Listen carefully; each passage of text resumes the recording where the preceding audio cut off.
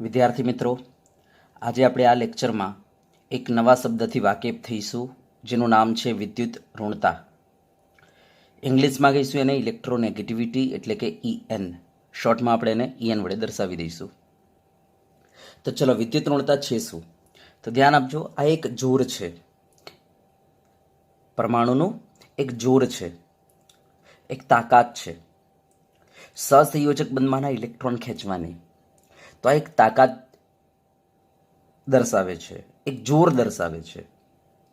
સમજ્યા? વિદ્યુત ઋણતા આપણને એક તાકાત દર્શાવે છે, એક જોર દર્શાવે છે. કેવી રીતના? સાંભળજો કે દાખલા તરીકે મારી પાસે આ બે પરમાણુઓ છે.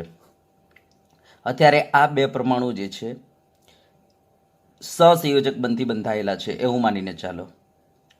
શાનાથી? સહસંયોજક બંધથી બંધાયેલા છે આ બે પરમાણુ. સહસંયોજક બંધમાં તમને ખબર છે, એક ઇલેક્ટ્રોન આ તરફથી આવશે અને એક ઇલેક્ટ્રોન આ પરમાણુ તરફથી આવશે, અને આ રીતના ભાગીદારી કરીને બંધ બનતા હોય છે. બરાબર? યસ, આ રીતના ઇલેક્ટ્રોનની ભાગીદારી કરીને બંધ બનતો હોય છે, એને કહેવાય સહસંયોજક. જો એક બંધ બનતો હોય ને તો એક એક ઇલેક્ટ્રોનની ભાગીદારી થયેલી હોય. બરાબર? અને જો બે બંધ બનતા હોય ને સહસંયોજક, તો એમ સમજવાનું કે ભાઈ આના બે અને એ રીતના આ સાઈડના પરમાણુના બે, એમ બે બે ઇલેક્ટ્રોનની ભાગીદારી થયેલી હોય તો આપણા બે સહસંયોજક બંધ બને. અને જો ત્રણ બનતા હોય ને સહસંયોજક, તો તમારે એમ સમજવાનું કે આ પરમાણુના 3 ઇલેક્ટ્રોન અને આ પરમાણુના 3, આ તરફથી 3 ઇલેક્ટ્રોન, એમ 3 ઇલેક્ટ્રોનની ભાગીદારી થાય એટલે ટ્રિપલ બંધ બને. આપણે સહસંયોજક બંધ વિશે તમને ડિટેલમાં ચર્ચા કરીશું ચેપ્ટર નંબર 4માં, કેમિકલ બોન્ડિંગમાં. બરાબર? અત્યારે એવું માનીને ચાલો કે ભાઈ એકલ બંધની અહીંયા રચના થાય છે આ બે પરમાણુ વચ્ચે. દાખલા તરીકે આ પરમાણુએ એક ઇલેક્ટ્રોન અહીંયાથી આવ્યો, આ પરમાણુ એક ઇલેક્ટ્રોન આપ્યો, અને આ રીતના એકલ બંધ બની ગયેલો છે. બરાબર? આ રીતના સહસંયોજક બંધ બની ગયેલો છે વચ્ચે, એમ સમજીને ચાલો. હવે ધ્યાન આપજો, અત્યારે સહસંયોજક બંધમાંના ઇલેક્ટ્રોન અહીંયા છે. બરાબર? યસ. હવે આ ઇલેક્ટ્રોન ઉપર આ પરમાણુએ એક પ્રકારનું આકર્ષણ લગાવતું હશે, અને એ રીતના આ ઇલેક્ટ્રોન ઉપર આ પરમાણુએ આકર્ષણ લગાવતું હશે. કેમ? કારણ કે તમને ખબર છે આ પરમાણુના અંદર કેન્દ્રમાં પ્રોટોન રહેલા છે ધનવીજ ભારિત. તો પ્રોટોન જે છે ધનવીજ ભારિત હોવાથી આ નેગેટિવ ઇલેક્ટ્રોન ઉપર શું કરતું હશે? આકર્ષણ લગાવતું હશે. આખા બંને ઇલેક્ટ્રોન ઉપર આ આકર્ષણ લગાવતું હશે. એ રીતના આ પરમાણુ પણ એનું જે કેન્દ્ર છે, કેન્દ્રના અંદર શું છે? ધનવીજ ભારિત પ્રોટોન છે. બરાબર? તો ધનવીજ ભારિત પ્રોટોન હોવાથી આનું કેન્દ્ર પણ શું કરશે? આ ઇલેક્ટ્રોન ઉપર આકર્ષણ લગાવતું હશે. બરાબર? બંને ઇલેક્ટ્રોન ઉપર આકર્ષણ લગાવતું હશે, પોતાનું એ અને આનું જે ઇલેક્ટ્રોન હતો એના ઉપર, એટલે કે સહસંયોજક બંધમાંના ઇલેક્ટ્રોન ઉપર આકર્ષણ લગાવતું હશે. બરાબર? તો આપણે કહી શકીએ આ સહસંયોજક બંધમાંના ઇલેક્ટ્રોન ઉપર આ પરમાણુ પણ એક પ્રકારનું જોર લગાવે છે કે ભાઈ મારી તરફ આવી જાય બંને ઇલેક્ટ્રોન. એ રીતના આ પરમાણુ પર આ સહસંયોજક બંધમાંના ઇલેક્ટ્રોન ઉપર જોર લગાવે છે, આકર્ષણ લગાવે છે. બરાબર? યસ, કે ભાઈ આ ઇલેક્ટ્રોન જે છે ને સહસંયોજક બંધમાંના ઇલેક્ટ્રોન મારી તરફ આવી જાય એમ. તો બંને આના ઉપર શું લગાવે છે? જોર લગાવે છે, આકર્ષણ લગાવે છે પોતાની તરફ ખેંચવા માટે. યસ, આ જે જોર છે ને આ પરમાણુનું આના ઉપર જે આકર્ષણ લાગે છે, જે જોર લાગે છે કે મારી તરફ આવી જાય. બરાબર? યસ, આ ખેંચવાની જે વૃત્તિ છે આ પરમાણુને, આ બંને ઇલેક્ટ્રોનને, સહસંયોજક બંધમાંના ઇલેક્ટ્રોનને જે ખેંચવાની આ જે વૃત્તિ છે, એ વૃત્તિને કહેવાય છે આ પરમાણુની વિદ્યુત ઋણતા. બરાબર? સેમ એ રીતના હું કહી શકું કે આ પરમાણુ જે છે એની આના ઉપર જે આપણે કહીશું જોર લાગે છે, જે આકર્ષણ લાગે છે કે ભાઈ આ બંને ઇલેક્ટ્રોન મારા તરફ આવી જાય, હે ને? આ જે આકર્ષણ લાગે છે, બરાબર, આ પરમાણુની આ સહસંયોજક બંધમાંના ઇલેક્ટ્રોન ઉપર, યસ, આ જે આકર્ષણ છે, આ જે જોર છે, યસ, એને કહેવાય છે આ પરમાણુની વિદ્યુત ઋણતા. તો સમજી ગયા છો વિદ્યુત ઋણતા શું છે? તો વિદ્યુત ઋણતા મીન્સ, બરાબર, સહસંયોજક બંધમાંના ઇલેક્ટ્રોનને પોતાની તરફ ખેંચવાનું જોર, પોતાની તરફ ખેંચવાનું તાકાત, એને કહેવાય છે તે પરમાણુની વિદ્યુત ઋણતા. સમજી ગયા છો? બરાબર? યસ. તો ધ્યાન આપજો, આપણે વિદ્યુત ઋણતાને કયા સિમ્બોલથી દર્શાવીશું? તો કાઈ સિમ્બોલથી. બરાબર? કાઈ, KII, કાઈ સિમ્બોલથી દર્શાવીશું. બરાબર?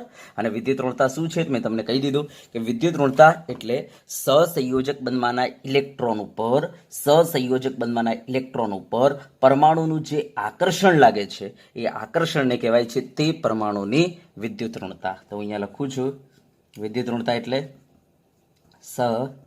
સહસંયોજક બંધમાંના ઇલેક્ટ્રોન પર લાગતું પરમાણુનું આકર્ષણ કે યાર આ પરમાણુ આ ઇલેક્ટ્રોન મારા તરફ આવી જાય એમ પરમાણુને હોય છે. માટે પરમાણુ શું કરે છે, એના ઉપર આકર્ષણ જોર લગાવે છે. યસ, એ રીતના આ પરમાણુ પણ આ બંધમાના ઇલેક્ટ્રોન ઉપર પોતાની તરફ આવી જાય એ બહાનેથી જોર લગાવે છે. બસ આ જે એની તાકાત છે, બરાબર, એને કહેવાય છે તે પરમાણુની વિદ્યુત ઋણતા. તો સહસંયોજક બંધવાના ઇલેક્ટ્રોન ઉપર લાગતું પરમાણુનું આકર્ષણ તેને તે પરમાણુની વિદ્યુત ઋણતા કાઈ, વિદ્યુત ઋણતા કાઈ, બરાબર, વિદ્યુત ઋણતા કાઈ કહે છે. ચલો, બરાબર, યસ. હવે હું તમને બીજી વાત કરી લઉં કે જો ભાઈ વિદ્યુત ઋણતા જે છે એને કોઈ એકમ નથી. હું તમને કહી દઉં કેમ. કારણ કે ભાઈ આને આપણે એક્ઝેક્ટલી માપ પણ નથી કરી શકતા. કેમ? કારણ કે સાહેબ આ તો એક જોર છે. ધ્યાન આપજો, આ કોઈ ઉર્જા નથી. ધ્યાન આપજો, વિદ્યુત ઋણતા જે રીતના આપણે આયનીકરણ એન્થાલ્પી ભણી ગયા એક ઉર્જા હતી, ઇલેક્ટ્રોન પ્રાપ્તિ એન્થાલ્પી ભણી ગયા એક ઉર્જા હતી એ, બરાબર, યસ. હા, આ તો જોર છે, એક આકર્ષણ લગાવવાની પોતાની તાકાત બતાવે છે, બરાબર, ધ્યાન આપજો. માટે આપણે કહીશું કે આ કોઈ ઉર્જા નથી. ધ્યાન આપજો, આ કોઈ ઉર્જા નથી. જે રીતના આયનીકરણ એન્થાલ્પી હતી, ઇલેક્ટ્રોન પ્રાપ્તિ એન્થાલ્પી હતી, એ રીતના કોઈ ઉર્જા નથી. દિમાગમાં ફિટ કરો, બરાબર. તો તે કોઈ ઉર્જા નથી, તે કોઈ ઉર્જા નથી. આ તો શું છે? માત્ર ઇલેક્ટ્રોન ઉપર આ પરમાણુ કેટલું જોર લગાવે છે તે છે, બરાબર, યસ. હા, તો તે કોઈ ઉર્જા નથી, બરાબર, યસ. હવે ધ્યાન આપજો, આનું આપણી પાસે કોઈ એકમ નહીં હોય કારણ કે ઉર્જા નથી એટલા માટે. તો ધ્યાન આપજો, તે એકમ રહિત છે, તે એકમ રહિત છે, બરાબર, યસ. હા, અને હવે બીજી વાત હું તમને કહી દઉં કે આ એક તાકાત છે, બરાબર. આ સહસંયોજક બંધમાંના ઇલેક્ટ્રોન પર લાગતી એક તાકાત છે કે ભાઈ મારી તરફ આવી જાય, બરાબર. ખેંચમતાણી છે એમ કહીએ તો એ ચાલે. આને ખેંચે છે એ રીતના આ પરમાણુ આને ખેંચે છે, બરાબર. તો આ એક પ્રકારનું ખેંચવાનું જોર છે. Okay, yes. તો હવે જો તમારે આનું મૂલ્ય માપવું હોય તો આપણે ન માપી શકીએ. કેમ? સાહેબ આ તો જોર છે, એક તાકાત છે ખેંચવાની, બરાબર, યસ. માટે જો આનું મૂલ્ય માપવું હોય ને તો કોઈના રિસ્પેક્ટમાં માપી શકાય. દાખલા તરીકે મને કોઈ એમ કહે કે સાહેબ આ પેન પડેલી છે, બરાબર, ચલો આ પેન ખેંચવાની તમારી તાકાત કેટલી? તો હું કેવી રીતના ખેંચીશ? કોઈ સામેવાળો કોઈ પકડી રાખશે તો હું ખેંચીશ ને એને. તો હું કહી શકું ને ભાઈ આની રિસ્પેક્ટમાં મારી તાકાત આટલી. એને ખેંચવાનું જોર છે. એકલો થોડો હું જોર બતાવી શકું ભાઈ મારી ખેંચવાની તાકાત આટલી છે? ના. એને તો કોઈ સામે રિસ્પેક્ટમાં હોવું જરૂરી છે તો હું આને બતાવી શકું ભાઈ મારી ખેંચવાની તાકાત આટલી છે, કે ભાઈ આના કરતાં વધારે છે યા તો આના કરતાં ઓછી છે, આ ખેંચી ગયો, હે ને. તો મારે આના માટે શું કરવું પડે? કોઈની સાપેક્ષમાં કહેવું પડે કે ભાઈ આમની સાપેક્ષમાં મારું જોર વધારે છે, યા તો પછી આમની સાપેક્ષમાં મારું આ ઢાંકણ ખેંચવાનું જોર ઓછું છે, એમ સાપેક્ષમાં કહેવું પડે, બરાબર. આપણે એક્ઝેક્ટ નિરપેક્ષ મૂલ્ય આનું ન કહી શકીએ. તો ધ્યાન આપજો, વિદ્યુત ઋણતા જે છે એનું કદાપી નિરપેક્ષ મૂલ્ય માપી શકાતું નથી, બરાબર. માત્ર એનું સાપેક્ષ મૂલ્ય જ માપી શકાય. કોઈની સાપેક્ષમાં આપણે કહી શકીએ કે ભાઈ મારી તાકાત વધારે ખેંચવાની યા ઓછી ખેંચવાની. તો ધ્યાન આપજો, તેનું નિરપેક્ષ મૂલ્ય માપી શકાતું નથી. નિરપેક્ષ મૂલ્ય માપી શકાતું નથી.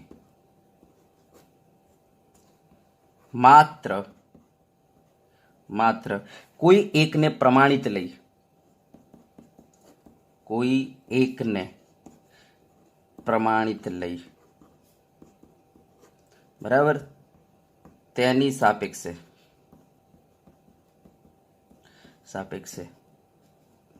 મૂલ્ય માપી શકાય છે,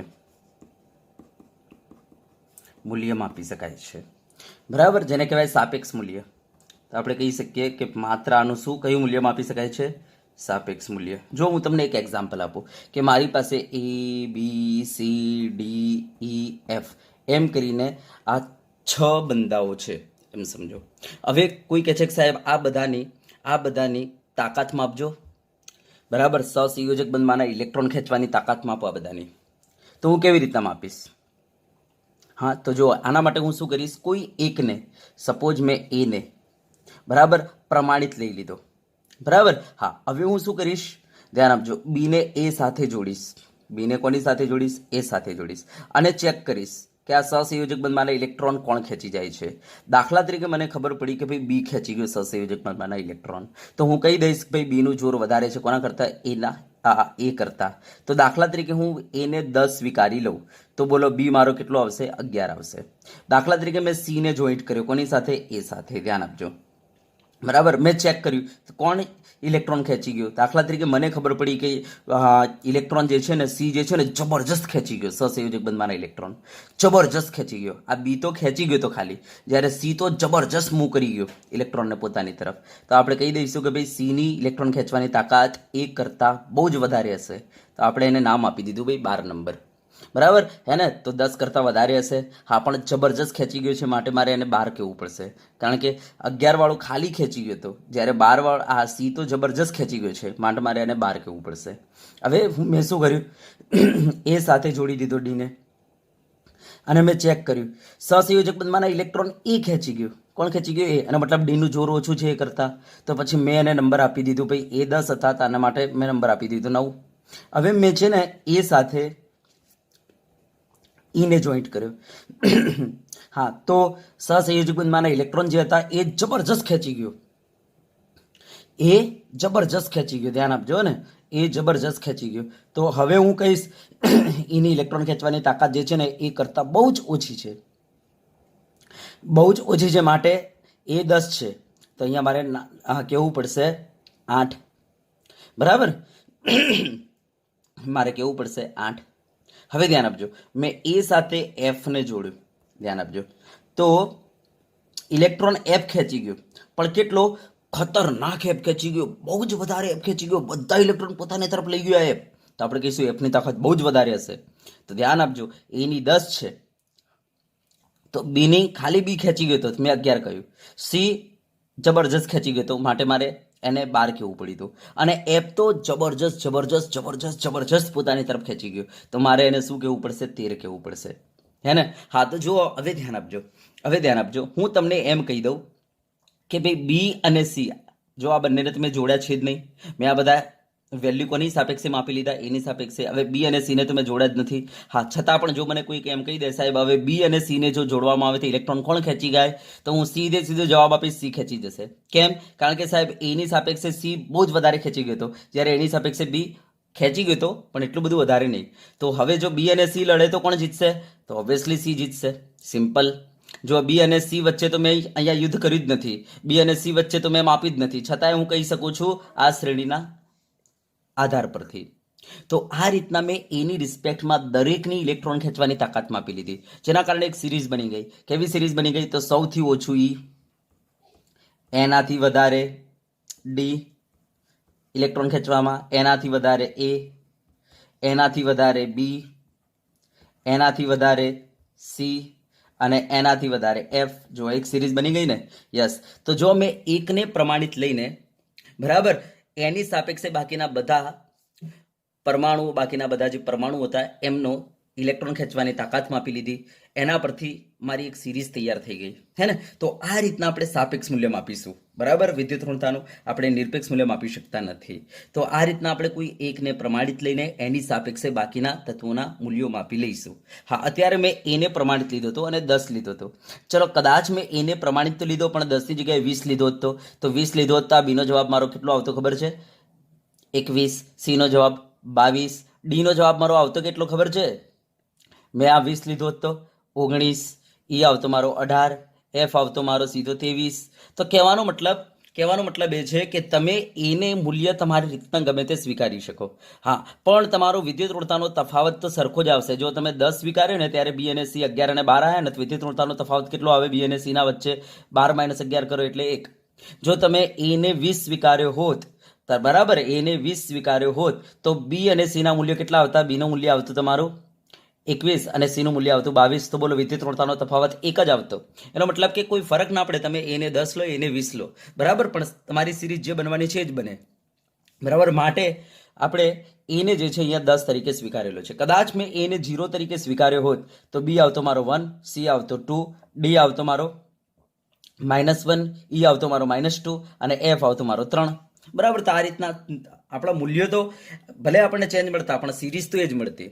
અને વિદ્યુત ઋણતાનો તફાવત આપણને કોઈ પણ બે પરમાણુઓ વચ્ચે સરખો જ મળતો, ચાહે હું એને 10 લઉં, ચાહે એને 0 લઉં કે ચાહે એને 20 લઉં, બરાબર. તો આ રીતના વૈજ્ઞાનિકોએ શું કહ્યું કે ભાઈ આ એક પ્રકારનું જોર છે, બરાબર, જેનો નિરપેક્ષ મૂલ્ય માપવો શક્ય છે. તો આપણે સાપેક્ષ મૂલ્ય માપીશું. સાપેક્ષમાં શું કરીશું, આપણી પાસે જે 118 તત્વો છે એમાંથી કોઈ એક તત્વને પ્રમાણિત લઈ લઈશું અને એની સાપેક્ષે બાકીના તત્વોના મૂલ્યો આપણે માપી લઈશું, બરાબર. તો આ રીતના વિદ્યુત ઋણતા માપવામાં આવે છે. તો ફરીથી એકવાર, વિદ્યુત ઋણતા જે છે કોઈ ઉર્જા નથી, દિમાગમાં ફિટ કરી લેજો. આ તો સહસંયોજક બંધમાંના ઇલેક્ટ્રોનને ખેંચવાની વૃત્તિ છે, એનો મતલબ ખેંચમતાણી છે કે સહસંયોજક બંધમાંના ઇલેક્ટ્રોન કોણ પોતાની તરફ મૂવ કરી જાય છે એ દર્શાવે છે, બરાબર. યસ, તે એકમ રહિત છે, બરાબર. અને એનું નિરપેક્ષ મૂલ્ય માપી શકાતું નથી, માત્ર એનું સાપેક્ષ મૂલ્ય જ માપી શકાય છે. હવે ધ્યાન આપજો, વિદ્યુત ઋણતા માપવા માટે આપણી પાસે અલગ અલગ માપક્રમો છે, બરાબર. તો ચલો એની વાત કરી લઈએ. તો વિદ્યુત ઋણતા માપવા માટે આપણી પાસે અલગ અલગ માપક્રમો છે, તો ધ્યાન આપજો. ચલો હવે જો માપક્રમની હું વાત કરી લઉં. માપક્રમ, તો વિદ્યુત ઋણતા માપવા માટે અલગ અલગ આપણી પાસે માપક્રમો છે. એમાંથી જે 2-3 છે હું અહીંયા લિસ્ટ આઉટ કરી દઉં છું, બરાબર. એક છે આપણી પાસે પાઉલિંગ માપક્રમ, પાઉલિંગ માપક્રમ, ઓકે, પાઉલિંગ માપક્રમ, પાઉલિંગ સ્કેલ. બીજું છે આપણી પાસે મૂલિકન જાફે, હે ને, મૌલિકભાઈ અને જાફરભાઈ એમ કહીએ તો એ ચાલે. મૂલિકન જાફે માપક્રમ, તો મૂલિકન જાફે સ્કેલ. ત્રીજું છે ઓલરેડ રાંચો માપક્રમ, હે ને, કોઈ રણછોડદાસ, સામણદાસ, ચાચડ નાખે, બરાબર, રાચો છે તો ઓકે. તો ઓલરેડ રાચો માપક્રમ, ઓલરેડ રાચો માપક્રમ. તો આ રીતના આપણી પાસે 3 માપક્રમો છે જેની મદદથી આપણે વિદ્યુત ઋણતા માપી શકીએ છીએ. એક છે પાઉલિંગ માપક્રમ, બીજું છે મૂલિકન જાફે માપક્રમ અને ત્રીજું છે ઓલરેડ રાચો માપક્રમ. હવે ધ્યાન આપજો, આમાંથી પાઉલિંગ માપક્રમ બહુ પ્રખ્યાત છે, તો આ પ્રખ્યાત છે, બરાબર. યસ, તો આપણે આની જ વાત કરીશું, બરાબર. યસ, તો પાવલિંગ માપક્રમની જ વાત કરીશું અને આગળ પણ વિદ્યુત ઋણતાના જ્યાં જે આપણે મૂલ્યો વાપરીશું, પાવલિંગ માપક્રમના જ મૂલ્યો વાપરીશું જ્યારે પણ જરૂર પડે ત્યારે, બરાબર. તો ચલો આપણે પાવલિંગ માપક્રમની વાત કરીશું કારણ કે બહુ પ્રખ્યાત છે એટલા માટે.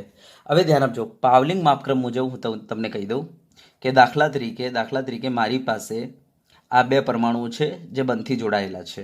તો પાવલિંગ માપક્રમ શું કહે છે કે ભાઈ આ બંનેની વિદ્યુત ઋણતાનો જે તફાવત છે ને, ધ્યાન આપજો, આ કાઈ એ માઇનસ કાઈ બી બંનેની વિદ્યુત ઋણતાનો જે તફાવત છે એ પાવલિંગ માપક્રમ એમ કે છે, પાવલિંગ માપક્રમ મુજબ 0.1017, એનો મતલબ 0.1017 અંડરરૂટ ડેલ્ટા બરાબર હોય છે.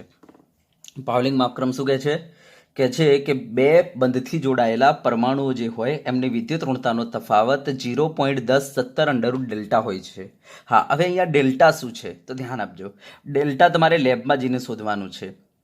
ડેલ્ટા મીન્સ આ જે બંધથી જોડાયેલા 2 પરમાણુઓ છે ને એમને તોડવા માટે જે આપણે ઉર્જા આપવી પડશે એ ઉર્જા માઇનસ આ એ પરમાણુ જ્યારે એ પરમાણુ સાથે જોડાયેલું હશે ત્યારે એને તોડવા માટે આપવી પડતી ઉર્જા ગુણ્યા આ બી પરમાણુ જે છે ને એ જ્યારે બી પરમાણુ સાથે જોડાયેલો હશે ત્યારે એને તોડવા માટે આપવી પડતી ઉર્જા, બરાબર. યસ, આના બરાબર હોય છે ડેલ્ટા. અને આ બધી ઉર્જાઓ જે છે ને તમારે કિલો જૂલ પર મોલમાં લેવાની રહેશે, હો ને ભાઈ. આ બધી ઉર્જા સામા કિલો જૂલ પર મોલમાં, બરાબર. આ બધી ઉર્જા સામા કિલો જૂલ પર મોલમાં લેવાની રહેશે. તો આપણે કહી શકીએ એ બી વચ્ચેના બંને તોડવા માટે આપવી પડતી ઉર્જા, એ વચ્ચેના બંને તોડવા માટે આપવી પડતી ઉર્જા અને બીબી વચ્ચેના બંને તોડવા માટે આપવી પડતી ઉર્જા. યસ, લેબમાં જઈને આ શોધી આવો, શોધવાથી તમને ડેલ્ટા મળી જશે. બસ ડેલ્ટા અહીંયા મૂકો. ડેલ્ટા અહીંયા મૂકતા તમને બંધથી જોડાયેલા 2 વિદ્યુત ઋણતા, 2 બંધથી જોડાયેલા 2 પરમાણુની વિદ્યુત ઋણતાનો તફાવત આવી જશે. યસ, હા. હવે આમાંથી કોઈ એકને તમે પ્રમાણિત સ્વીકારી લો. દાખલા તરીકે મેં એને પ્રમાણિત સ્વીકારી લીધો. હે ને. હા, અને પ્રમાણિતનું કોઈ મૂલ્ય લઈ લો. દાખલા તરીકે મેં 10 મૂલ્ય લઈ લીધું આનું, બરાબર. યસ, તો હવે મારે શું કરવાનું છે? બીને શોધવાનો છે. તો કંઈ કરવાનું નથી, એક્સ બીને આ બાજુ લઈ જાઓ, બરાબર. આ જે મૂલ્ય આવ્યું છે એને આ બાજુ આવો એટલે તમને શું મળી જશે? બરાબર, મેં એને પ્રમાણિત સ્વીકારી દીધો છે. બરાબર, ધ્યાનથી જોજો, એને પ્રમાણિત લઈ લીધું છે. હવે આનું મૂલ્ય મૂકી દો તમારી ઈચ્છા મુજબ. દાખલા તરીકે તમે 10 મૂકી દીધો. બરાબર, તો હવે XB શોધી લો, કારણ કે આ વેલ્યુ તમારી પાસે છે. કેવી રીતના? તો XB ને આ બાદ લાવો એટલે XB પ્લસ થઈ જશે, અને આ ભાગ આ બાદ લાવો એટલે માઇનસ થઈ જશે. બસ તમારી અહીંયા જે મૂલ્ય હશે એમાંથી આ જે મૂલ્ય આવ્યું હશે એક બાદ કરી લો એટલે તમને XB મળી જશે. આ રીતના આપણે કોઈ એકને પ્રમાણિત લઈને બીજાને શોધી શકીએ છીએ. તો બસ પાવલિંગે આવું જ કર્યું કે આપણી પાસે જે 118 તત્વો હતા એમાંથી એમણે ફ્લોરિનને પ્રમાણિત લઈ લીધો. ફ્લોરિનને પ્રમાણિત લઈ લીધો. બરાબર, યસ. અને એનું મૂલ્ય એમણે 4 એકમ સ્વીકારી લીધું. કેટલું ભાઈ? 4 એકમ સ્વીકારી લીધું. ફ્લોરિનને પ્રમાણિત લઈને એનું મૂલ્ય 4 એકમ સ્વીકારી લીધું. બરાબર, હવે અહીંયા ધ્યાન આપજો. ફ્લોરિનને પ્રમાણિત લઈને એનું મૂલ્ય એમણે 4 એકમ સ્વીકારી લીધું. હવે જો એમણે શું કહ્યું કે દાખલા તરીકે મારે Hની વિદ્યુત ઋણતા માપવી છે, તે કામ કરો. કંઈક આ રીતના હશે, HF બંધ. બરાબર, યસ. હવે કામ કરો, તમે શું કરો કે ભાઈ આ સૂત્ર લખી દો કે ભાઈ કાઈએ મીન્સ કાઈએચ. સૂત્ર લખી દો, કાઈએચ માઇનસ કાઈએફ is equal to 0.1070 underroot delta. સૂત્ર લખી દીધું, યસ. હવે કામ કરો, તમે લેબમાં જાઓ. લેબમાં જઈને HHને તોડવા માટે આપવી પડતી ઉર્જા કેલ્ક્યુલેટ કરી લો, FFને તોડવા માટે આપવી પડતી ઉર્જા કેલ્ક્યુલેટ કરી લો, અને પછી HFને તોડવા માટે આપવી પડતી ઉર્જા કેલ્ક્યુલેટ કરી લો. બરાબર, આના અંદર બધી વેલ્યુ મૂકી દો એટલે તમને ડેલ્ટા મળી જશે. ડેલ્ટા અહીંયા મૂકો, યસ. હવે આમાંથી મારે કાઈએચ શોધવાનો છે. બરાબર, યસ. મેં ફ્લોરિનને પ્રમાણિત લઈ લીધેલું છે, કેટલો સ્વીકારેલો છે? 4. બસ -4 આ બાદ લાવો એટલે +4 તમને મળી જાય, હે ને? યસ. હા, તો કાઈએચ તમને મળી જશે, કારણ કે આ દાખલા તરીકે વેલ્યુ 10 આવી, તો આ -4 ને આ બાદ લાવો તો -4 આ બાદ લાવો એટલે શું થઈ જશે? +4. એટલે પેલા 10 + 4 એટલે સીધા 14 જવાબ આવી જશે. આ તમારો કાઈએચ આવી ગયો. તો આ રીતના શું કરો, કોઈ એકને પ્રમાણિત લઈ લીધું છે એમણે, ફ્લોરિનને. અને ફ્લોરિનની વિદ્યુત ઋણતા એમણે કેટલી સ્વીકારેલી છે? 4 એકમ. આ સ્વીકારીને બાકીના 117 તત્વોની વિદ્યુત ઋણતાઓ શોધી નાખી. બરાબર, અને એક સ્કેલ બનાવી દીધો. બરાબર, જેને કહેવાય છે પાવલિંગ માપક્રમ. સમજી ગયા? હવે અહીંયા ઘણા બધા પ્રશ્નો ઉત્પન્ન થશે કે સાહેબ કેમ ફ્લોરિનને જ એમણે પ્રમાણિત લીધો, 118 તત્વોમાંથી બીજો કોઈ ના મળ્યો? પ્રશ્ન થશે. હા, બીજું કે ચલો ફ્લોરિનને પ્રમાણિત તો લીધો, પણ કેમ 4 એકમ જ સ્વીકાર્યો? બરાબર, કેમ 3 એકમ ના લીધો? તો જો ભાઈ એનું કારણ શું છે તો હું તમને કહી દઉં, ધ્યાન આપજો. આ બંધથી જોડાયેલા 2 પરમાણુઓ છે, આ વચ્ચે સહસંયોજક બંધ છે. બરાબર, સહસંયોજક બંધમાંના ઇલેક્ટ્રોન ઉપર બરાબર આ પરમાણુ જે છે એનું કેન્દ્ર કંઈક ને કંઈક આકર્ષણ લગાવતું હશે. આ પરમાણુ જે છે એનું કેન્દ્ર કંઈક ને કંઈક આકર્ષણ લગાવતું હશે. હવે મને બતાવજો કયા પરમાણુનું કેન્દ્ર આ સહસંયોજક બંધથી નજદીક હશે. તો આપણે કહીશું સાહેબ જો આ દૂરી વધારે છે, કારણ કે આનું કદ મોટું છે એટલા માટે. જ્યારે આનું કદ નાનું છે એટલે સાહેબ જો આ દૂરી ઓછી છે, હે ને? હા, જેટલી દૂરી ઓછી એટલું શું થશે? કેન્દ્રનું આકર્ષણ વધારે લાગશે. યસ, એટલે વધારે ને વધારે પરમાણુ સહસંયોજક બંધમાંના ઇલેક્ટ્રોનને પોતાની તરફ ખેંચશે. માટે આપણે કહી શકીએ એ જે પરમાણુ છે એની ઇલેક્ટ્રોન ખેંચવાની તાકાત, સહસંયોજક બંધમાંના ઇલેક્ટ્રોન ખેંચવાની તાકાત વધારે હશે. માટે એ પરમાણુની વિદ્યુત ઋણતા વધારે હશે. તો આપણે કહી શકીએ કે જે પરમાણુ કદમાં નાનો હશે ને એની વિદ્યુત ઋણતા વધારે હશે, અને જે પરમાણુ કદમાં મોટો હશે ને એનું જોર આના ઉપર થોડું ઓછું લાગશે. બરાબર, યસ. માટે આપણે કહી શકીએ કે ભાઈ આની સાપેક્ષે આનું જોર ઓછું હશે સહસંયોજક બંધમાંના ઇલેક્ટ્રોનને ખેંચવાનું. માટે આપણે કહી શકીએ એની વિદ્યુત ઋણતા ઓછી હશે, હે ને? તો ધ્યાન આપજો, જેટલો પરમાણુ મોટો એટલી એની વિદ્યુત ઋણતા ઓછી આવશે, અને જેટલું પરમાણુનું કદ નાનું એટલી એની વિદ્યુત ઋણતા વધારે આવશે. કારણ કે જેટલું કદ નાનું હશે એટલું કેન્દ્રથી બરાબર આ સહસંયોજક બંધમાંના ઇલેક્ટ્રોન નજદીક પડશે. માટે એના ઉપર સહસંયોજક બંધ પરના ઇલેક્ટ્રોન ઉપર એ તત્વ વધારે જોર લગાવશે ખેંચવામાં. માટે આ ઇલેક્ટ્રોન જે છે, જે નાનો પરમાણુ છે ને એની તરફ થોડા મૂવ થઈને રહી જાય છે, વચ્ચે ન રહેતા એની તરફ થોડા ખેંચાયેલા રહે છે. કારણ કે ભાઈ એની વિદ્યુત ઋણતા વધારે છે ને એટલા માટે. તો સમજી ગયા હશો, જેટલો પરમાણુ કદમાં નાનો હશે એટલી એની વિદ્યુત ઋણતા વધારે હશે.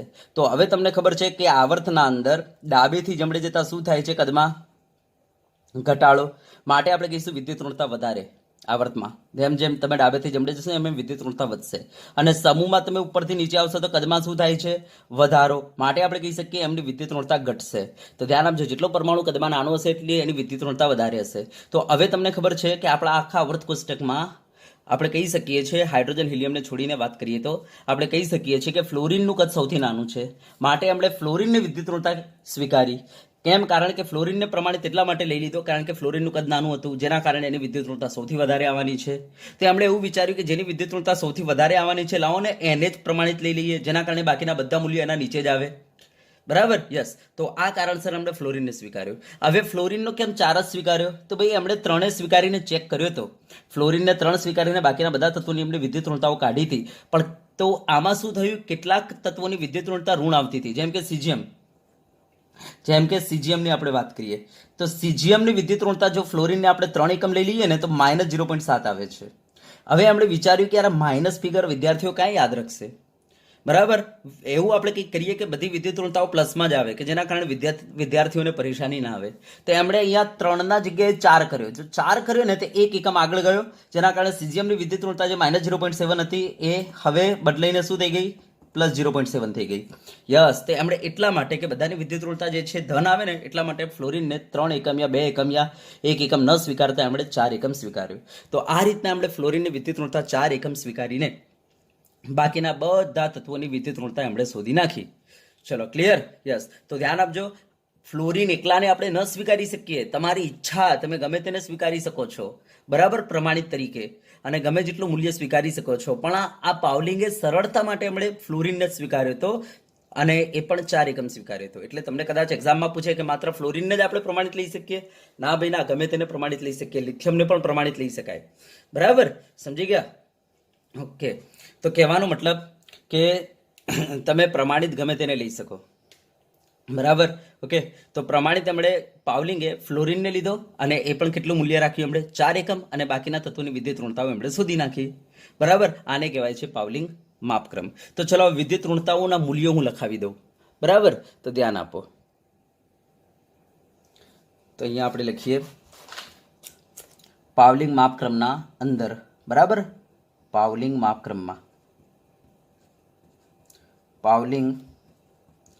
માપક્રમમાં સ્કેલમાં ફ્લોરિનની વિદ્યુત ઋણતા કેટલી સ્વીકારી એમણે? 4 એકમ સ્વીકારી. બાકીના તત્વોની વિદ્યુત ઋણતા શોધી કાઢી. બરાબર, યસ. જેના મૂલ્યો નીચે મુજબ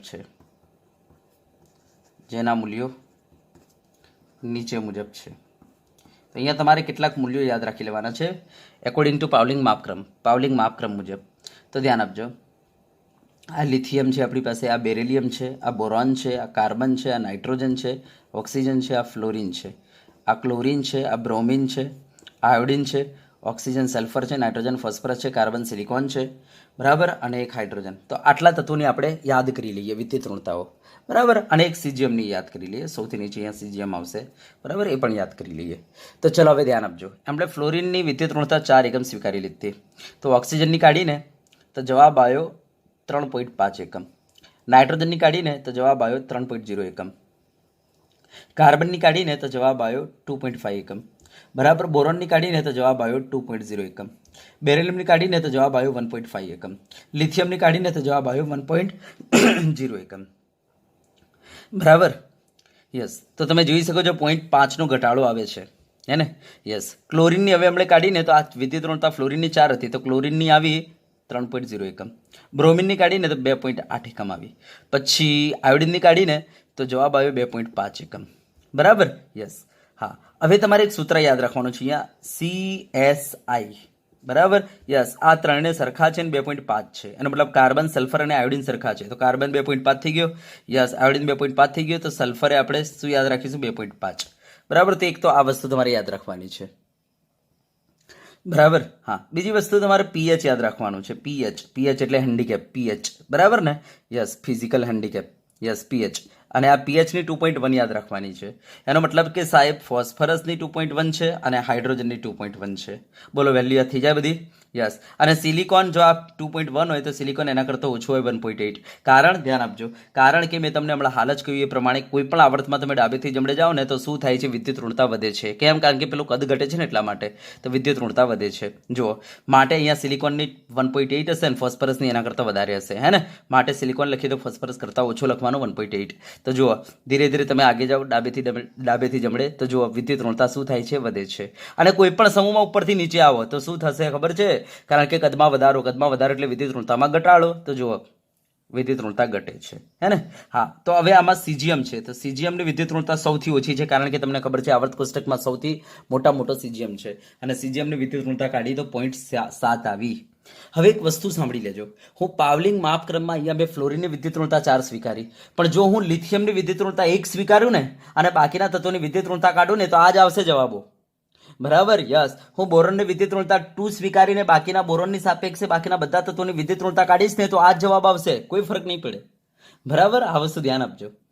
બરાબર, તો પણ હમણે તો ફ્લોરિનની વિદ્યુત ઋણતા 4 સ્વીકારી હતી, બરાબર, પણ તમે લિથિયમની વિદ્યુત ઋણતા જો 1 સ્વીકારી લો ને, બરાબર, અને લિથિયમની સાપેક્ષે બાકીના જેટલા પણ તત્વો છે જો બધાની વિદ્યુત ઋણતા કાઢશો ને તો આ જ મૂલ્ય આવશે, કોઈ ફરક નહીં પડે. બરાબર, તો આપણને એક્ઝામમાં પૂછી નાખે કે જો લિથિયમની વિદ્યુત ઋણતા પાવલિંગ માપક્રમમાં 1 એકમ સ્વીકારીને ફ્લોરિનની વિદ્યુત ઋણતા કાઢવામાં આવે તો કેટલી આવે? કહી દો, આ જ આવે 4. બરાબર, તો આ વસ્તુ ધ્યાન આપજો. ચલો, ડન. યસ, તો આ મેં તમને બધા મૂલ્યો લખાવી દીધા. હા, હવે આપણે આવર્તમાં અને સમૂહના અંદર આપણે વલણની વાત કરીએ તો આવર્તના અંદર તમે જોઈ શકો છો ડાબેથી જમણે જતા કદમાં શું થાય છે? વધારો. અને કેમ વધારો થાય છે?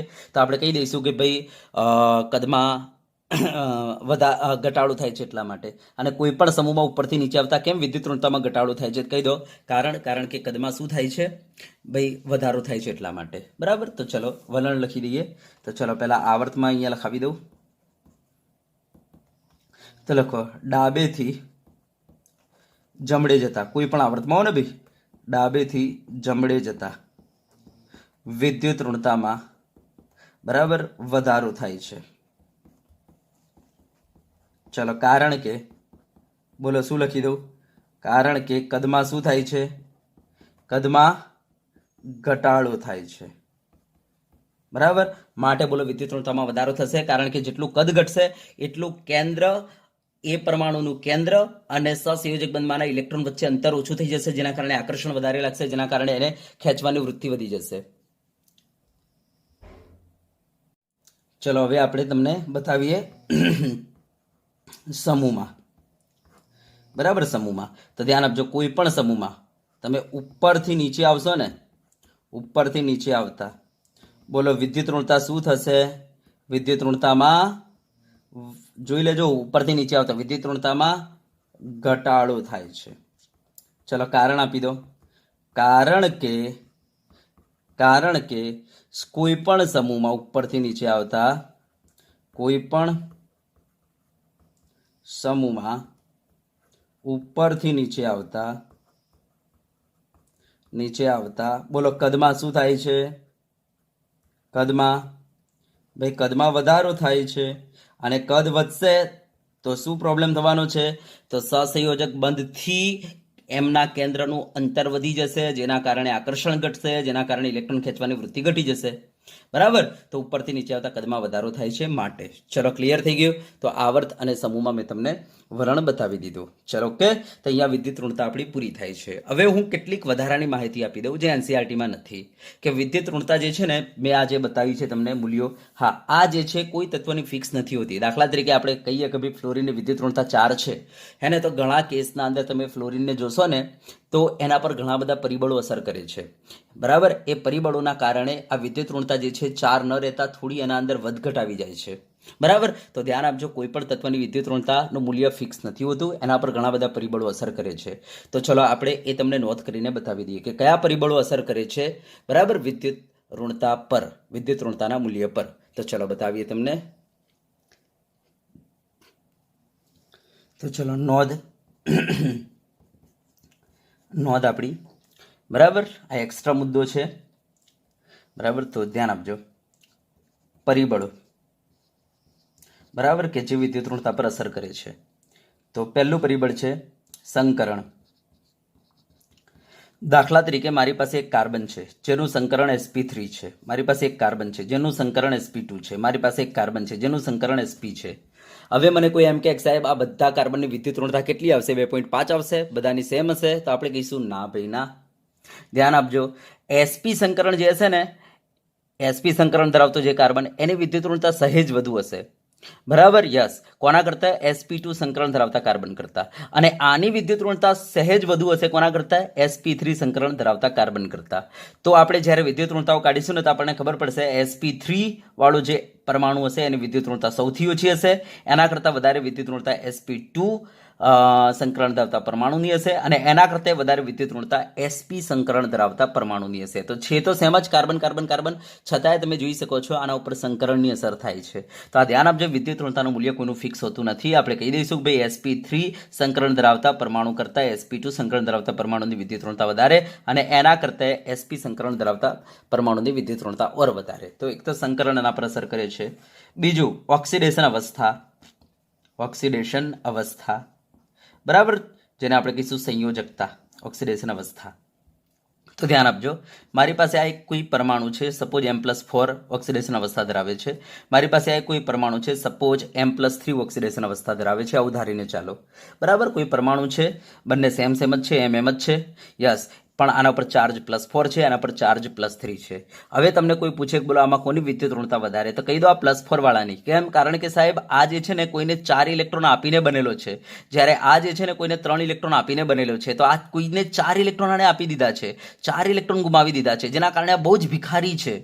બરાબર, આના કરતાં તો આ ભિખારી બહુ જ વધારે છે. આને 3 ઇલેક્ટ્રોન ગુમાવેલા છે, જ્યારે આને 4 ઇલેક્ટ્રોન ગુમાવેલા છે. તો આ બહુ જ ભિખારી છે. માટે આપણે આ બંનેને વિચારીએ ને કે ભાઈ કોણ આમાં બંનેમાંથી ઇલેક્ટ્રોન જલ્દી ખેંચી લેશે, તો આપણે કહીશું સર m+4 વધારે ખેંચે. કેમ? કારણ કે સાહેબ બહુ જ ભિખારી બની ગયેલો છે અને 4 ઇલેક્ટ્રોન ગુમાવેલા છે. અને જે જેટલો ભિખારી એટલું એને લેવાની વૃત્તિ વધારે હોય, બરાબર. તો આપણે કહીશું ભલે આ બંને mm છે, છતાં પણ આની વિદ્યુત ઋણતા વધારે હશે, કારણ કે સાહેબ એને 4 ઇલેક્ટ્રોન લોસ કરેલા છે ને એટલા માટે. તો આ રીતના ઓક્સિડેશન અવસ્થા જે છે ને ઉપરની સંયોજકતા જેને કહેવાય ઓક્સિડેશન અવસ્થા, યસ, એ પણ અસર કરે છે વિદ્યુત ઋણતાના મૂલ્ય પર. સમજી ગયા ને? Yes, okay. હવે ત્રીજો પોઈન્ટ કયો છે તો ધ્યાન આપજો, તમારા પરમાણુ સાથે જોડાયેલ સમૂહો. પરમાણુ સાથે જોડાયેલ સમૂહો. ધ્યાન આપજો કે આ મુદ્દો ધીમે ધીમે ખબર પડશે, થોડા હજુ તમે સમજશો ને એટલે ધીરે ધીરે ખબર પડશે. અત્યારે એકદમ તો ખબર નહીં પડી જાય.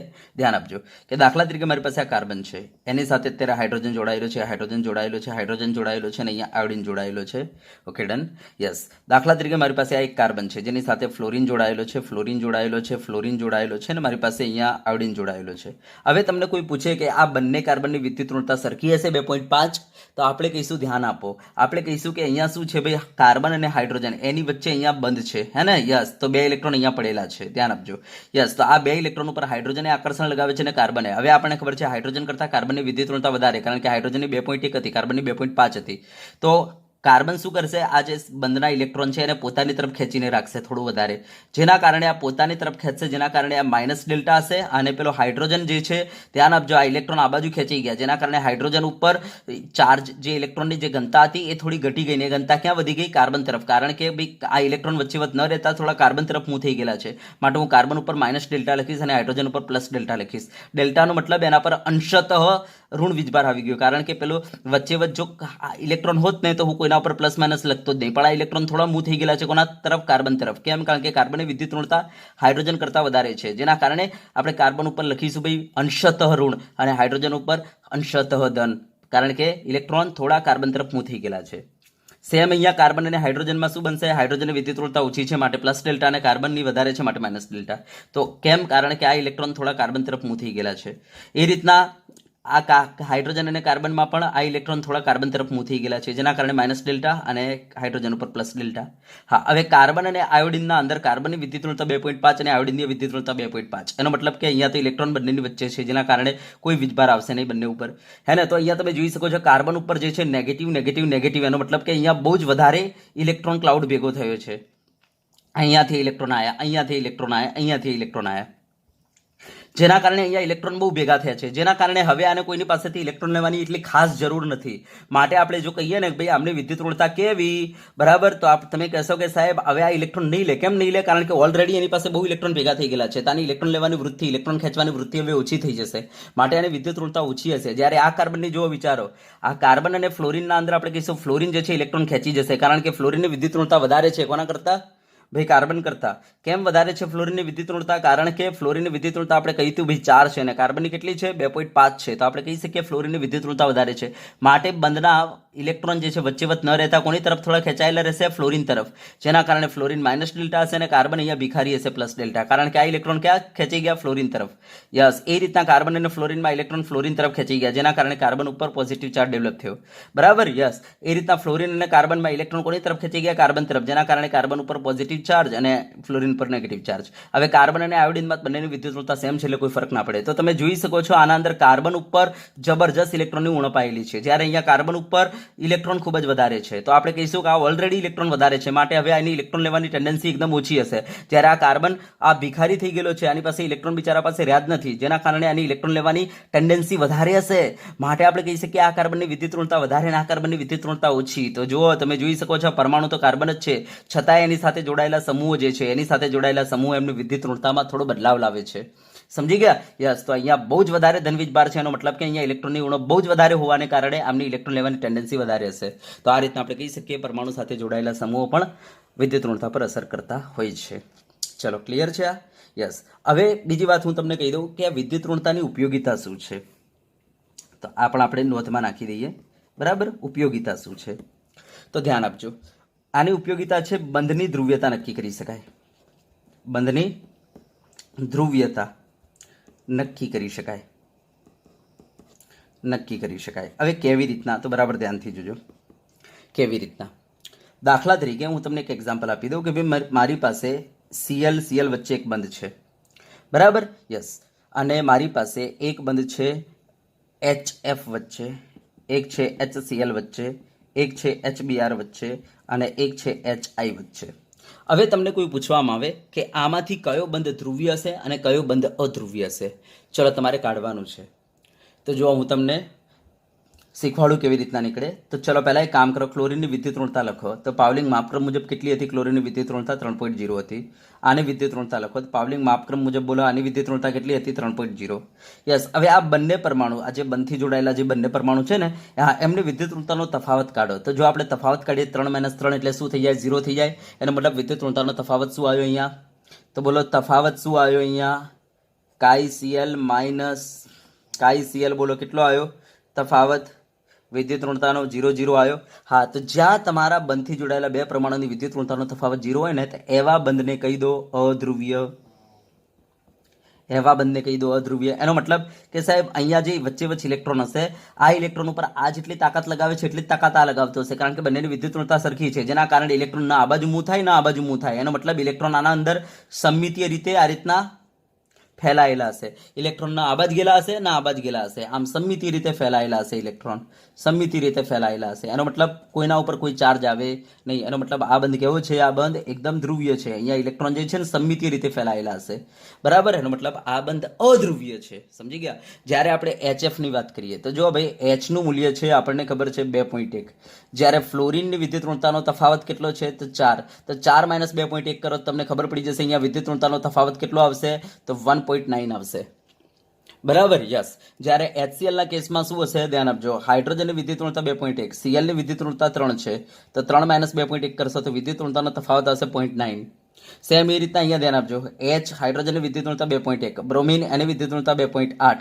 ચલો આ બંનેનો તફાવત લો તો તફાવત લેશો તો 0.7 આવશે. ચલો ઓકે. યસ. અહીંયા હાઇડ્રોજનની વિદ્યુત ઋણતા 2.1, આયોડિનની વિદ્યુત ઋણતા કેટલી છે? તો 2.5. આ બંનેનો તફાવત લેશો તો બોલો જવાબ શું આવશે? તો 0.4.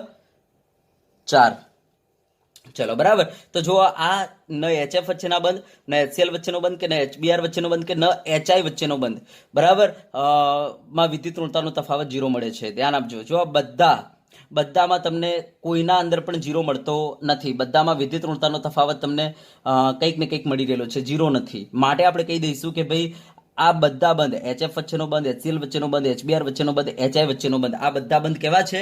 તમારા ધ્રુવીય છે. ધ્યાન આપજો. આ બધા બંધ ધ્રુવીય કહેવાય. કારણ કે અધ્રુવીય ક્યારે કહેવાય? જ્યારે વિદ્યુત ઋણતાનો તફાવત તમારો 0 હોય તો. એનો મતલબ અહીંયા કોઈના અંદર પણ વિદ્યુત ઋણતાનો તફાવત 0 છે નહીં. એનો મતલબ કે HF વચ્ચેનો બંધ ધ્રુવીય છે, HCl વચ્ચેનો બંધ ધ્રુવીય છે, HBr વચ્ચેનો બંધ ધ્રુવીય છે, HI વચ્ચેનો બંધ ધ્રુવીય છે. આ રીતના આપણે બંધની ધ્રુવીયતા નક્કી કરી શકીએ. અને એમાં પણ ધ્યાન આપજો, જેટલી વિદ્યુત ઋણતાનો તફાવત વધારે હોય ને એટલી બંધની ધ્રુવીયતા વધારે. તો આપણે કહી શકીએ HF વચ્ચેની વિદ્યુત ઋણતાનો તફાવત 1.9 છે, જ્યારે HCl વચ્ચેના બંધમાં આપણે HCl વચ્ચેનું વિદ્યુત ઋણતાનો તફાવત કાઢીએ તો 0.9 આવ્યો, બરાબર. તો આના કરતાં જો આ ઓછો છે માટે આપણે કહીશું આની બંધની ધ્રુવીયતા ઓછી હશે. એના કરતાં આ HBr વચ્ચેનો બંધ ઓછો ધ્રુવીય હશે, એના કરતાં HI વચ્ચેનો બંધ ઓછો ધ્રુવીય હશે. તો આ રીતના આપણે કહી શકીએ કે ભાઈ HF વચ્ચેનો બંધ વધારે ધ્રુવીય, એના કરતાં ઓછો ધ્રુવીય HCl વચ્ચેનો બંધ, એના કરતાં ઓછો ધ્રુવીય HBr વચ્ચેનો બંધ, એના કરતાં ઓછો ધ્રુવીય HI વચ્ચેનો બંધ. સમજી ગયા? તો આ રીતના આપણે બંધની ધ્રુવીયતા નક્કી કરી શકીએ છીએ વિદ્યુત ઋણતાના તફાવતથી, બરાબર. તો આ વિદ્યુત ઋણતાની ઉપયોગિતા થઈ ગઈ.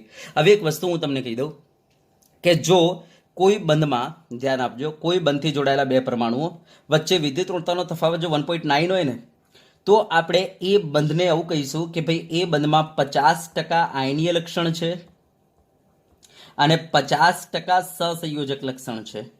સહસંયોજક લક્ષણ છે, આપણે આવું કહીશું, બરાબર. જો વિદ્યુત ઋણતાનો તફાવત કેટલો હોય ભાઈ 1.9 હોય ને, તો આપણે કહી દઈશું કે એમાં 50% આયનીય લક્ષણ છે અને 50% સહસંયોજક લક્ષણ. પણ જો વિદ્યુત ઋણતાનો તફાવત 1.9 કરતાં જો ઓછું આવે ને, તો તમારે કહી દેવાનું એના અંદર સહસંયોજક લક્ષણ વધારે હશે. આ કેવું હશે? વધુ હશે. અને જો વિદ્યુત ઋણતાનો તફાવત 1.9 કરતાં વધુ આવે ને, તો તમારે કહી દેવાનું એના અંદર, ધ્યાન આપજો, તમારે કહી દેવાનું એના અંદર આયનીય લક્ષણ વધારે હશે. કયું લક્ષણ વધારે? આયનીય. તો ધ્યાન આપજો, 1.9 કરતાં વધારે આવે તેમાં આયનીય લક્ષણ વધારે, 1.9 કરતાં ઓછું આવે તેમાં સહસંયોજક લક્ષણ વધારે, અને જો 1.9 આવે ત્યારે કહી દેવાનું એમાં 50% આયનીય 50% સહસંયોજક લક્ષણ હશે, બરાબર. તો આ થઈ ગયું કે ભાઈ વિદ્યુત ઋણતાનો ઉપયોગ કરીને આપણે બંધની ધ્રુવીયતા નક્કી કરી શકીએ. ચલો ડન, આવડશે? યસ.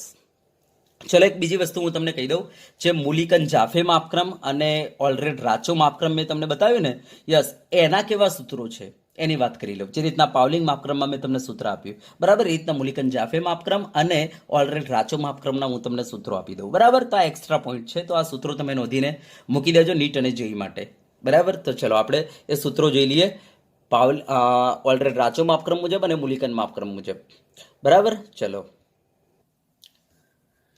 તો જુઓ, મૂલિકન જાફે માપક્રમ જે હતો, જે આપણે જોઈ ગયા, બરાબર. મૂલિકન જાફે માપક્રમ એ મુજબ આપણે વિદ્યુત ઋણતા કેવી રીતના શોધીશું? તો વિદ્યુત ઋણતા ઇઝ ઇક્વલ ટુ થાય, જે પરમાણુની વિદ્યુત ઋણતા શોધવી હોય એની તમારે આયનીકરણ એન્થાલ્પી લઈ લેવાની, બરાબર, એવરેજ, એમની ઇલેક્ટ્રોન પ્રાપ્તિ એન્થાલ્પી લઈ લો, ડિવાઈડ બાય શું કરો તો 2 કરી દો. જો તમે આને ઇલેક્ટ્રોવોલ્ટમાં લો, આને ઇલેક્ટ્રોવોલ્ટમાં લો તો ડિવાઈડ બાય 2 કરો. પરંતુ ધ્યાન આપજો, પરંતુ જો તમે આયનીકરણ એન્થાલ્પી પ્લસ ઇલેક્ટ્રોન પ્રાપ્તિ એન્થાલ્પી જે છે ને, યસ, એને જો તમે, ધ્યાન આપજો, આને જો તમે કિલો જૂલમાં લો ને, કિલો જૂલ પર મોલમાં, યસ, કિલો જૂલ પર મોલમાં, તો તમારે ડિવાઈડ બાય 2 ન કરતા એ વખતે ડિવાઈડ બાય 540 કરવાના, તો તમને વિદ્યુત ઋણતા મળી જશે, બરાબર, મૂલિકન માપક્રમ મુજબ. હા, અને જો તમારે આ તમારી પાસે આયનીકરણ એન્થાલ્પી અને ઇલેક્ટ્રોન પ્રાપ્તિ એન્થાલ્પી જો તમારી પાસે કિલો કેલરી પર મોલમાં હોય ને, તો તમારે શું કરવાનું? તો delta IH upon delta EGH, બરાબર. યસ, આ બંને મૂલ્યો જો તમને કિલો કેલરી પર મોલમાં આપેલા હોય તો ડિવાઈડ બાય 130 કરવાનું, બરાબર. ક્યારે આ મૂલ્ય સામાં આપેલા હોય? તમને કિલો કેલરી પર મોલમાં આપેલા હોય, કિલો જૂલ પર મોલમાં આપેલા હોય તો આ સૂત્રો, અને ઇલેક્ટ્રોવોલ્ટ પર મોલમાં આપેલા હોય તો આ સૂત્ર. તો આ છે મૂલિકન જાફે માપક્રમ મુજબ વિદ્યુત ઋણતા શોધવાના સૂત્રો છે. હવે તમે ધ્યાન આપજો, મૂલિકન જાફે માપક્રમથી વિદ્યુત ઋણતા કાઢી અને પાવલિંગ માપક્રમથી વિદ્યુત ઋણતા કાઢી, તો આ બંનેનો રિલેશન આવું છે કે ભાઈ પાવલિંગ માપક્રમ મુજબ વિદ્યુત ઋણતા ઇઝ ઇક્વલ ટુ મૂલિકન જાફે માપક્રમ મુજબ વિદ્યુત ઋણતા ડિવાઈડ બાય 2.8. તો આ બંને વચ્ચેનું રિલેશનશિપ છે. ઘણી વખતે તમને મૂલિકન જાફે માપક્રમ મુજબ મૂલ્ય આપી દે ને કે ભાઈ એને પાવલિંગ માપક્રમના અંદર ફેરવો, તો તમે આ રીતના ફેરવી શકો છો, બરાબર. તો આ સૂત્ર યાદ રાખી લેજો, બંને માપક્રમ વચ્ચેનું રિલેશન છે. ચલો, અને એ જ રીતના હું તમને આપી દઉં ઓલરેડ રાચો માપક્રમનું સૂત્ર, ઓલરેડ રાચો માપક્રમ. તો ધ્યાન આપજો, ઓલરેડ રાચો માપક્રમ મુજબ વિદ્યુત ઋણતા જે છે ઇઝ ઇક્વલ ટુ થાય છે 0.744 વત્તા 0.744 હો ને, 0.744 વત્તા 0.359 ઇન્ટુ ઝેડ ઇફેક્ટિવ ભાગ્યા R સ્ક્વેર. હવે અહીંયા ઝેડ ઇફેક્ટિવ શું છે? તો ભાઈ ઇફેક્ટિવ ન્યુક્લિયર ચાર્જ છે. અને હું તમને આ શોધતા શીખવાડીશ. આના માટે એક નિયમ લખાવીશ જેનું નામ છે સ્લેટરનો નિયમ, સ્લેટર રૂલ. બરાબર, તો હું લખાવીશ એટલે તમને આવડી જશે, ડોન્ટ વરી. બરાબર, ત્યારે ખાલી યાદ રાખો કે ભાઈ ઝેડ ઇફેક્ટિવ અહીંયા મૂકવાનો છે. બરાબર, ઇફેક્ટિવ ન્યુક્લિયર ચાર્જ સ્લેટરના નિયમ મુજબ હું તમને શોધતા શીખવાડી દઈશ. અને આર શું છે? તો સહસંયોજક ત્રિજ્યા છે એંગસ્ટ્રોમમાં. તો સહસંયોજક ત્રિજ્યા કઈ ત્રિજ્યા છે ભાઈ? સહસંયોજક ત્રિજ્યા છે ને ભાઈ, ધાત્વિક ત્રિજ્યા નથી, વાંડરવાલ્સ ત્રિજ્યા નથી, સહસંયોજક ત્રિજ્યા છે ને એ પણ સામે મૂકવાની રહેશે એંગસ્ટ્રોમમાં. તો તમને મૂલ્ય મળી જશે ઓલ્ટરનેટ રાચો માપક્રમ મુજબ. બરાબર, તો આ સૂત્રો આપણે એક્સ્ટ્રા યાદ કરી લઈશું નીટ અને જેઈ માટે. બરાબર, ચલો ઓકે. તો વિદ્યાર્થી મિત્રો, અહીંયા આપણે વિદ્યુત ઋણતા ઉપરનો ટોપિક પૂર્ણ થાય છે. તો તમને વિદ્યુત ઋણતા વિશે પ્રાથમિક ખ્યાલ મળી ગયેલો છે. ચલો ઓકે, યસ. તો વિદ્યાર્થી મિત્રો, આજે આપણે અહીંયા સુધી રાખીશું.